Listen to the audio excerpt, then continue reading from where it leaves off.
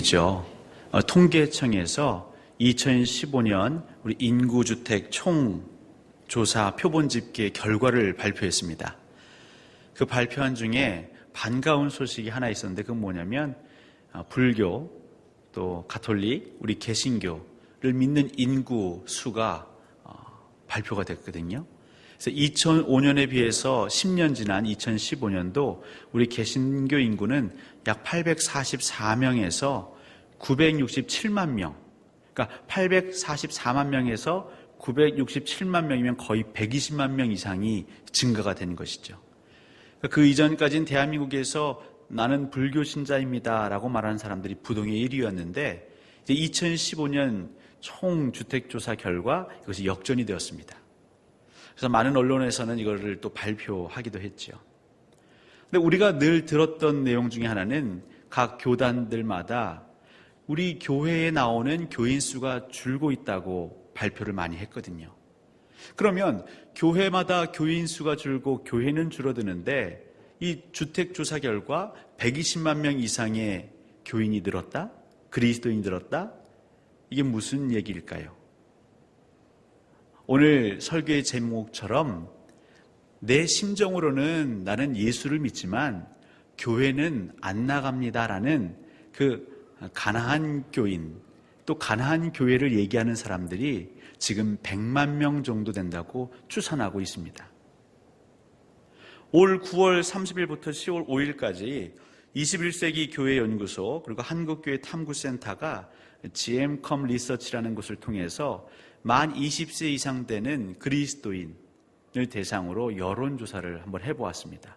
그 질문 중에 현재 출석하는 교회에 계속 다니고 싶습니까? 라는 질문에 약 33%가 떠날 생각이 있습니다 라고 했답니다. 또 그 중에 22% 이상은 내가 그리스도인으로는 계속 머물지만 교회에는 다시 나가고 싶지 않습니다 라고 응답했다고 합니다. 아마 여러분 주위에서도 이런 얘기를 하는 분들을 종종 보실 수 있을 것입니다. 그럼 왜 그런 생각을 하냐고 물었더니 거의 80% 가까운 사람들이 다 교회의 책임으로 얘기를 했다는 것이죠. 교회의 문제로. 도대체 무슨 교회의 문제가 그렇게 당신의 마음을 어렵게 했습니까? 라고 했더니 그건 목사 혹은 교회의 리더들의 권위적인 태도 때문이라고 답했습니다. 여기서 말하는 권위적인 태도라는 것은 하나님의 말씀, 선포되는 말씀과 실상 경험하게 되는 교회 리더들 간의 모습의 괴리 때문에 상처받았다는 것이죠. 실망했다는 것입니다. 그것이 지금 꾸준히 한국 교회의 가난한 교인들을 만들어내고 있죠. 근데 그럴 때마다 교회가 취했던 태도는 무엇이냐면 떠난 자들, 그러니까 교회를 나간 자들의 잘못으로 치부했다는 것입니다. 그러니까 그들이 뭔가 문제가 있고 잘못했기에 떠난 것이고 우리는 잘못이 없다라고 그 바꾸지 않은 것이 이 가나안 교인이 현재 100만 명 정도 되는 가장 큰 원인이라고 교계 전문가들이 진단하고 있습니다. 그럼 이 문제는 비단 21세기인 2016년도에만 문제가 되는 것인가 봤더니 사실 그렇지 않았습니다. 이 교회 역사에서 이 문제는 오래전에도 발견됩니다. 그것이 바로 오늘 요한계시록 2장에 나오는 에베소 교회입니다. 이제 7개 교회에 대한 이 요한계시록의 얘기가 나오는데 그 중에 첫 번째가 에베소 교회죠. 여러분이 아시다시피 에베소는 그 소아시아의 수도라 불릴 정도의 큰 도시였습니다. 정치, 경제, 교육, 문화 모든 면에 있어서 그 중심지가 되는 곳이 에베소였습니다. 이 에베소는 항구 도시이기도 한데요. 많은 사람들이 오가는 그러면서 많은 종교, 우상을 섬기는 사람들이 머무는 곳이 에베소 지역이었습니다. 여러분 파르테논 신전이라고 아시죠? 이 그리스에 가면 유명한 유적지가 있습니다. 파르테논 신전.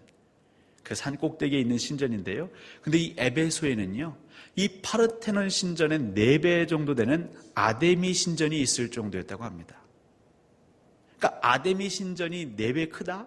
파르테논보다 4배 크다? 그 말은 뭐냐면 그 신전에 오르락내리락 하는 사람들이 굉장히 많다라는 것을 얘기하는 것이죠. 그래서 이 에베소는요, 우상숭배, 이교도의 아주 집합지라고 할 수 있겠습니다. 사실 이 에베소, 여러분들이 사도행전을 계속 우리가 읽고 있는데요, 이 사도행전에서도 바울이 에베소에서 복음을 전합니다. 복음을 전했더니 그곳에서 데메드리오라는 은장색 우상 만드는 사람이죠. 이 우상 만드는 사람이 이 바울의 복음대로 하면 지금 자신들이 하고 있는 것은 우상 숭배고 참신이 아니기 때문에 본인들의 소득에 큰 영향이 있거든요. 그래서 직공들과 그 우상을 사고 파는 영업하는 사람들을 다 규합해서 바울을 대적하는 장면이 나옵니다. 그러니까 이 에베소에서는 우상 만드는 사람들이 굉장히 많았고요. 그들이 넉넉히 살 수 있을 정도로 우상 숭배가 아주 만연했고 그들의 삶에 아주 뿌리 깊게 내려가 있는 도시인 것이죠. 그래서인지 바울은 이 에베소에서 무려 3년간 사역을 합니다.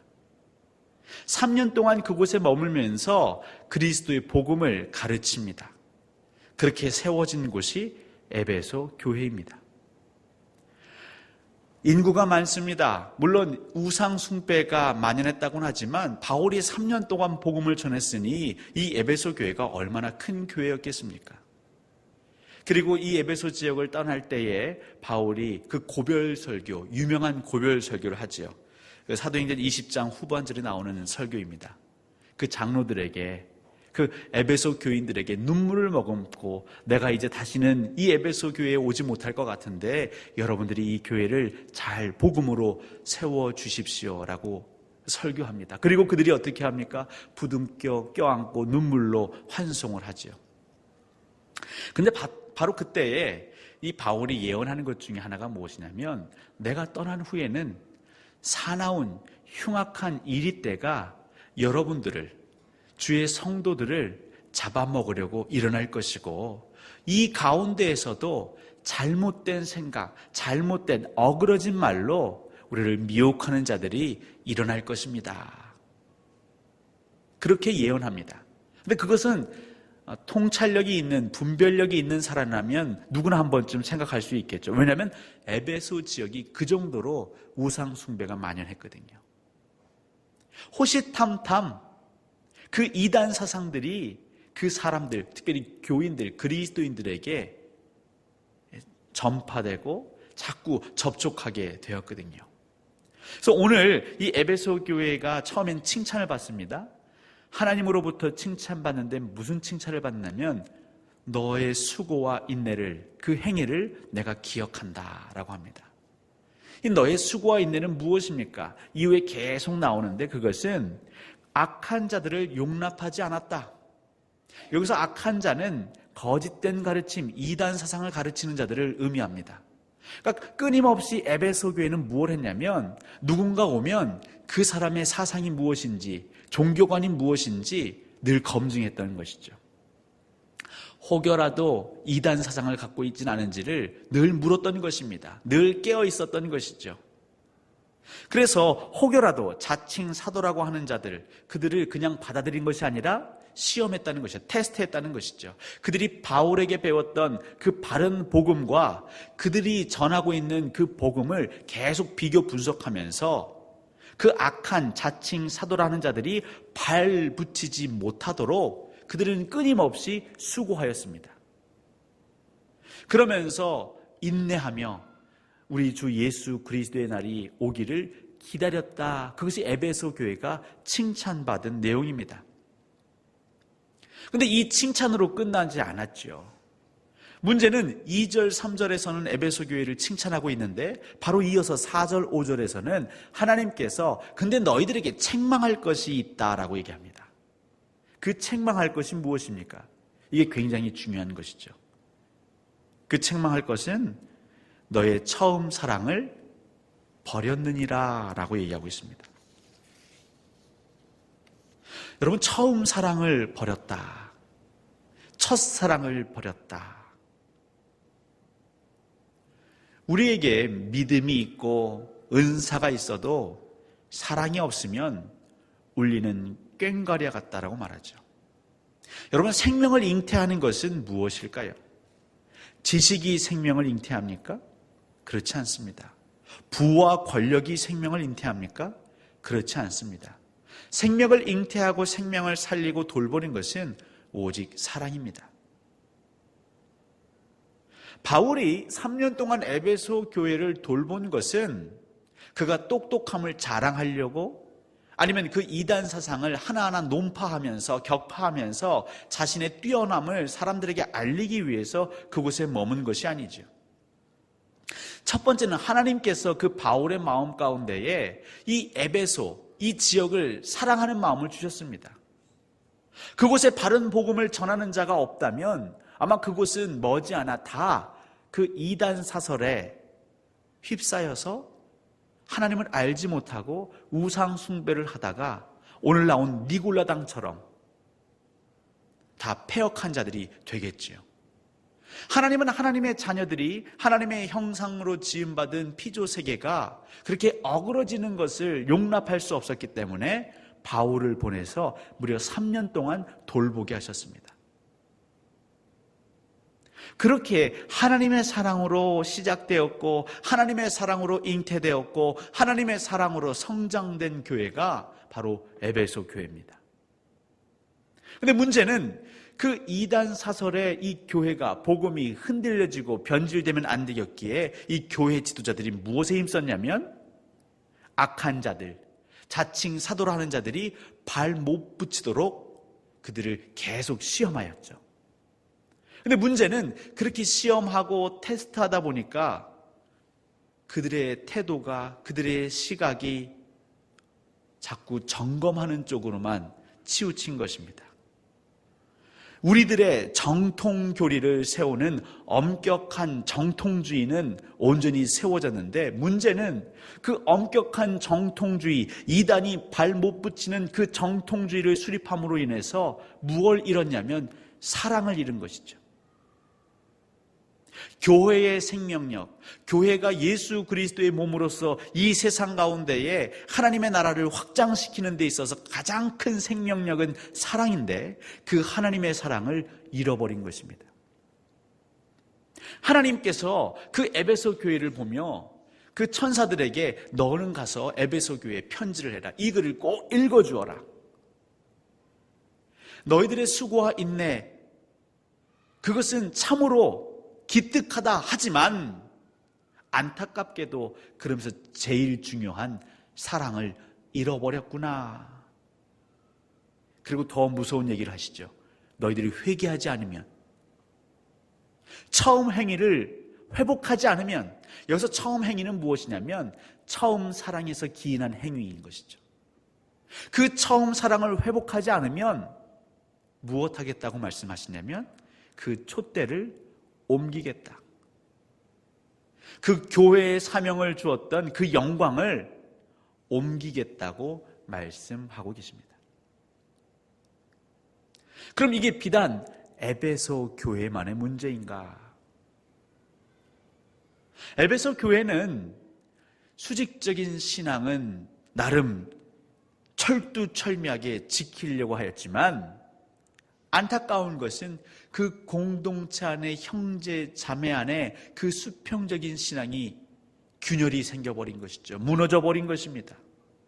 상처받는 자들이 늘어나는 것입니다. 정죄하고 정죄받고 그것으로 인하여서 교회 가면 기쁜 것이 아니라 행복한 것이 아니라 평안한 것이 아니라 오히려 상처투성이 만신창이가 되는 것이죠. 그래도 그들이 들었던, 바울로부터 들었던 그 복음이 있기에 내가 예배해야지, 내가 주님의 몸된 교회의 지체로서 예배해야지, 억지로 이를 악물고 주의 전에 나오지만 주의 전에 나올 때마다 교회의 리더들로부터 억압당하고 사랑받지 못하고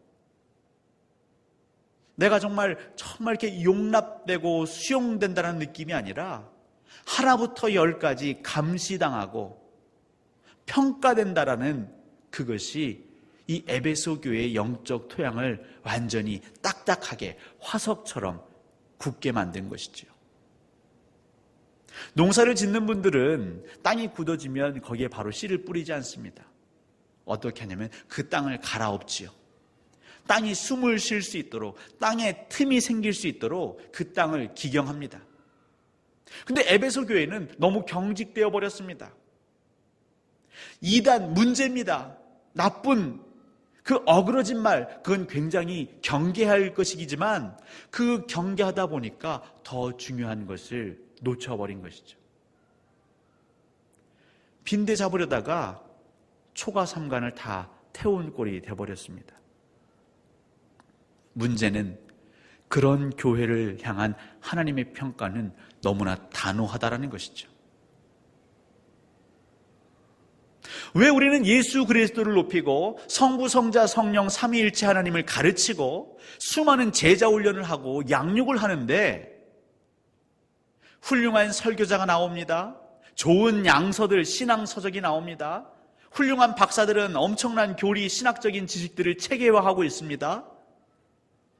외국에서, 미국에서, 유럽에서 공부하고 있는, 또 공부하고 돌아온 교수님들이 얼마나 많습니까?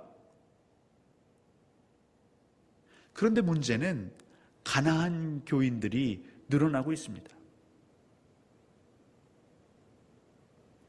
이 부분에 대해서 어디에서부터 그 처음 행위가 어디에서 떨어졌는지 돌아보지 않고 그 떨어져 나간 자들을 향하여서 계속 손가락질하고 비난하던 한국교회는 지금 위기를 맞고 있는 것이죠. 그것이 누구의 문제인가? 하나님은 근데 그것을 에베소 교회의 문제라고 책망하고 계십니다. 교회의 본질, 교회의 교회됨, 교회의 사랑이 없으면, 허물을 덮어주는 사랑이 없으면, 물론 잘못했던 것을 잘못했다고 권면하고 책망할 필요는 있지만 궁극에 그들이 사랑으로 치유받지 못하고 오히려 정죄당하고 평가되고 결국 그렇게 교회를 떠나가게 된다면 그 책임을 그 사람에게 물으시는 게 아니라 하나님은 교회에 묻고 계십니다. 그리고 마지막에는 그 교회의 영광됨을 걷어가시겠다고 말씀하십니다. 우리가 아무리 교회라고 명칭할지라도 하나님께서 교회라고 인정하지 않으시겠다는 겁니다. 우리가 만든 노예와 총회에서 교회라고 인정할지라도 하늘에 계신 하나님께서 그것을 교회가 아니다라고 선포하시겠다는 것입니다. 우리는 선택의 기로에 놓여 있습니다. 지금 2016년 한국교회, 광주 동산교회는 선택의 기로에 놓여져 있습니다. 자칫 우리가 방심하고 우리의 삶에 안주하고 우리 교회의 행태에 머무를 때에 이것은 우리에게 부메랑이 되어 우리를 상하게 할 것입니다. 하나님 너무나 안타까운 나머지 에베소 교회에 권면하죠. 뭐라고 권면하십니까? 그러므로 5절입니다. 어디서 떨어졌는지를 생각하라고 말씀하십니다.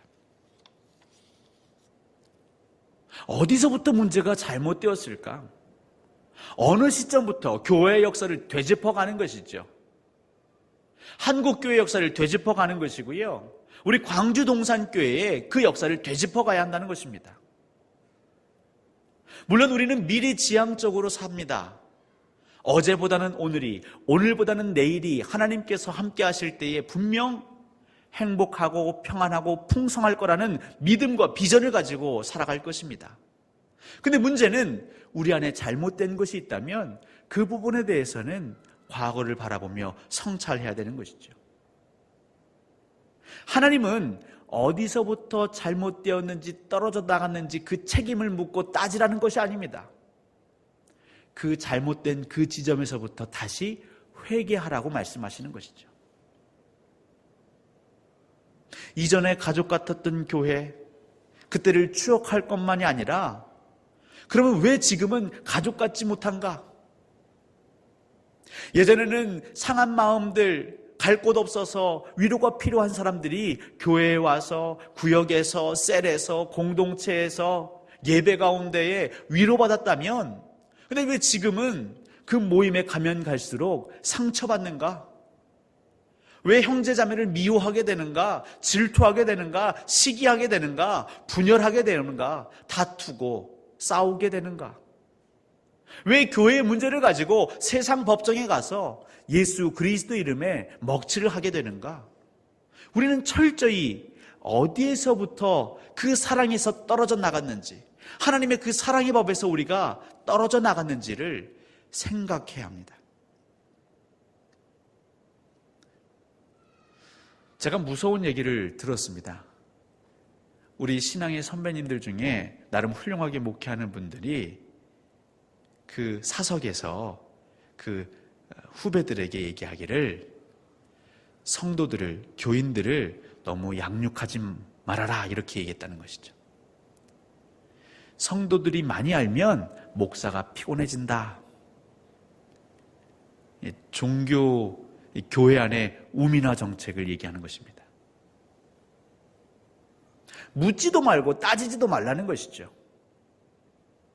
무조건 믿어라. 담임 목사의 말에 무조건 순종해라. 교회의 법에 무조건 따라라. 말은 맞는 것 같지만, 하지만 거기서부터 우리는 떨어져 나가게 된 것입니다. 예수 그리스도가 그렇게 하셨습니까? 하나님은 율법을 엄격하게 선포하신 것 같지만, 하지만 그렇게 상하고 어그러진 자를 그 예수 그리스도를 보내셔서, 또 보혜사 성령을 보내셔서 싸매고 위로하셨습니다. 교회가 그 초창기에 한 영혼 한 영혼을 귀히 여기고 환영하고 환대하고 보듬어 안고 얼싸 안고 함께 울고 함께 웃었던 한국교회가 언제서부턴가 교회의 문턱이 높아지고, 말쑥하게 갇혀 입은 사람은 환영하지만 그렇지 못한 사람에게 눈길 한번 주지 않고, 이미 관계가 있는 우리들끼리는 호호호호 웃지만 쭈삣쭈삣하는 낯선 사람을 향해서는 경계의 눈빛만을 보내는 한국교회가 된 것입니다. 어느 건물 못지않게 화려한 건물을 유지하기 위해서 우리는 발버둥치지만, 정말 힘들고 소외당한 사람을 향한 그 애절한 마음은 잊어가는 한국교회가 된 것이죠.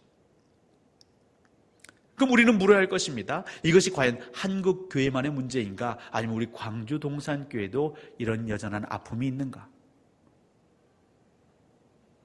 산이리에서 그 얼마 되지 않은 개척 멤버들이 모이면 기도하고, 모이면 하나님의 은혜를 구하면서 정말 교회를 사랑하고 성도를 사랑했던 그때를 추억해 보십시오. 주일마다 한 명, 두 명 상처 입은 자들이 그 예배 가운데와 감격을 누리고 눈물 지으며 잘 왔다고, 함께 교회를 세워가자고 다짐했던 그 시절을 떠올려 보시며, 그런데 어디에서부터 우리가 그 사랑에서 떨어졌는지를 하나님은 생각하라고 하십니다. 그리고 그 가운데에 우리가 떨어져 나간 그 부분을 발견하게 된다면 거기서부터 되돌이키라고 말씀하시는 것이죠. 회개라는 것은 같은 실수를 반복하지 않는 것입니다. 내 고집이 아니라 하나님 말씀에 순종하여서 못마땅하지만 그 하나님의 뜻에 순종하는 것이 참 회개인 것이죠.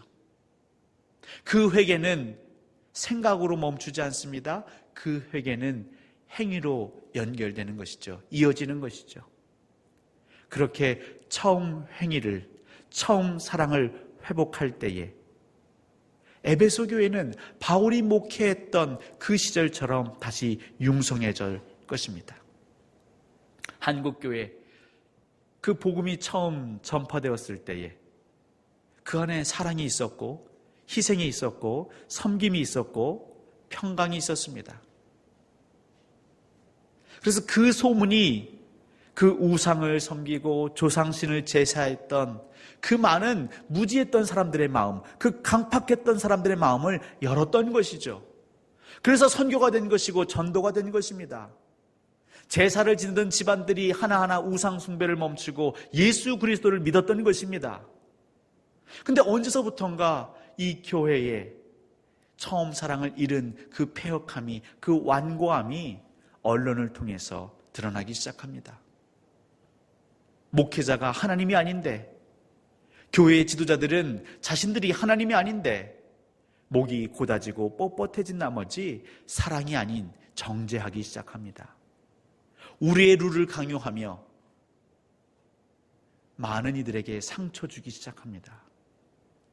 그렇게 상처받은 자들이, 예수는 믿겠지만 교회는 싫다고 고개를 가로젓는 자들이 벌써 100만 명이 되어 있습니다. 문제는 이 추세가 20대에서부터 40대까지 이 교회를 안 나오겠다고 하는 이 추세가 증가하고 있다는 것이죠. 언제까지 우리는 그들을 향해서만 손가락질 하겠습니까? 문제는 하나님은 에베소 교회를 향하여 책망하고 계십니다. 이 순간 하나님은 그 잃어버린 양들을 향하여 눈물을 흘리시며 그들을 떠나게 하는 한국 교회를 향해 책망하고 계신 것입니다.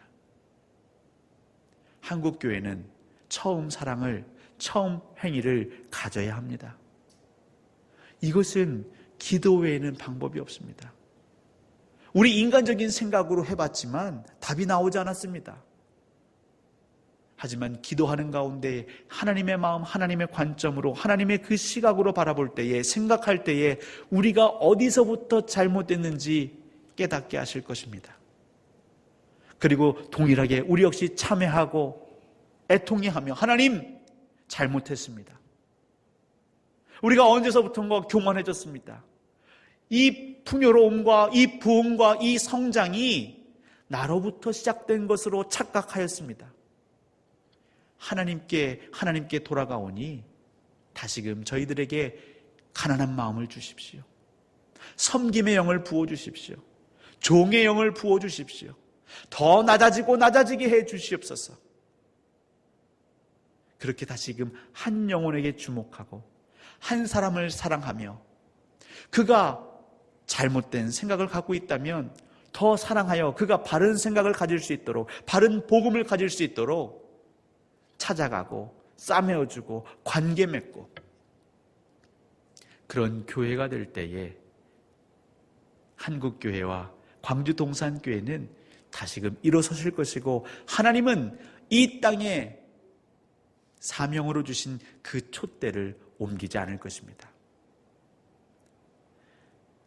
여러분, 욕심이 잉태한 즉 죄를 낳고 죄가 장성한 즉 사망을 낳느니라, 그 표현을 아실 것입니다. 그 말씀을 아실 것입니다. 하나님께서는 그 악의 고리를, 악의 순환을 끊을 수 있는 해결책을 우리에게 주셨는데 그건 바로 생각하라고 하십니다. 생각하면 회개하게 될 것이고, 회개하게 되면 처음 행위, 처음 사랑을 회복할 거라고 말씀하십니다. 이제 교회는 이 다양한 생각을 품어야 합니다. 억압하고 억누르는 것이 아니라 그 생각들을 우리가 찬찬히 살피고, 무엇보다 우리가 어디서부터 하나님의 마음이 아니라 사람의 생각으로, 권위적인 그 태도로 접근하였는지 반성해야 합니다. 그 반성이 다시 그 닫혀진 이들의 마음을 돌이킬 것이고, 잃어버린 영혼들이 주님의 품으로, 교회로 돌아오게 될 것입니다. 2016년 또 2017년 하나님께서 우리에게 주신 사명은 무엇이냐면 바로 떠나간 자들, 내가 예수를 믿어도 교회는 안 나가겠습니다. 내가 천국의 소망은 있지만 한국교회, 이 교회를 통해서는 하나님을 만나지 않겠습니다라고 마음을 걸어 잠근 자들을 향하여 우리 광주 동산교회에서부터 그 빗장을 푸는 그 사역을 감당해야 할 것입니다. 하나님 앞에서 기도하시기 바랍니다. 주님, 지혜를 주십시오. 명철함을 주십시오. 그래서 어디서부터 우리가 잘못되었는지 하나님 깨닫게 해 주옵소서. 그 기도로 우리의 교회의 사명을 다시금 일으켜 세우시기를 주님의 이름으로 간절히 소원합니다. 기도하겠습니다.